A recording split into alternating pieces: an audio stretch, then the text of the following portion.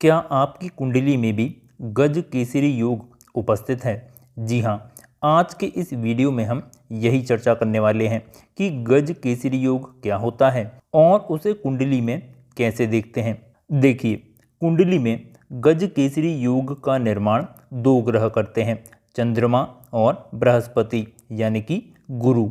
अब ज्योतिष के सूत्र यह कहते हैं कि यदि किसी की कुंडली में चंद्रमा और गुरु की युति हो जाए तो उस कुंडली में गज केसरी योग बन जाता है। लेकिन क्या यह इतना आसान है? ऐसा बिल्कुल भी नहीं है। तो आइए समझते हैं। देखिए, सबसे पहले हमें समझना होगा कुंडली को और उसके भाव को। यहाँ जो हम कुंडली देख रहे हैं ये एक साधारण कुंडली है और इस कुंडली में ये जो अलग अलग खंड दिखाई दे रहे हैं ये कुंडली के भाव कहलाते हैं। जैसे ये कहलाता है कुंडली का पहला भाव। इसी तरह से घड़ी की उल्टी दिशा में आगे बढ़ते हुए ये कहलाता है कुंडली का दूसरा भाव।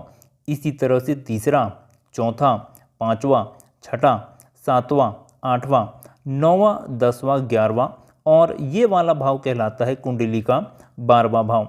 इसी तरह से इन 12 भावों को अलग अलग समूहों में बांटा गया है। जैसे ये जो बीच के 4 भाव हैं, जैसे पहला भाव, चौथा भाव, 7वां भाव, 10वां भाव और ये फिर से पहला भाव, ये किसी भी कुंडली में केंद्र के भाव कहलाते हैं।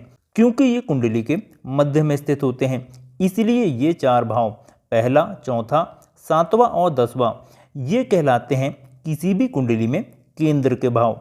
इसी तरह से पहला भाव, 5वां भाव और 9वां भाव यानी कि कुछ इस तरह से ये किसी भी कुंडली में त्रिकोण भाव कहलाते हैं। और इसी तरह से 6वां, 8वां और 12वां भाव किसी भी कुंडली के त्रिक भाव कहलाते हैं और ये भाव अशुभ भाव कहलाते हैं। इसका मतलब ये कि ये भाव अशुभ फल प्रदान करते हैं और इन भावों पर बैठे हुए ग्रह भी अशुभ फल ही प्रदान करते हैं। तो ये तो हो गई भाव की बात। अब हम ये समझते हैं कि किसी भी कुंडली में गज केसरी योग कैसे देखें और ये कैसे जानें कि वो गज केसरी योग कितना ज़्यादा शुभ प्रभावी है। देखिए, जब भी किसी भी कुंडली में केंद्र भावों में या त्रिकोण के भावों में चंद्रमा और गुरु की युति होगी तो उस कुंडली में गज केसरी योग मौजूद होगा और शुभ प्रभाव देने वाला होगा।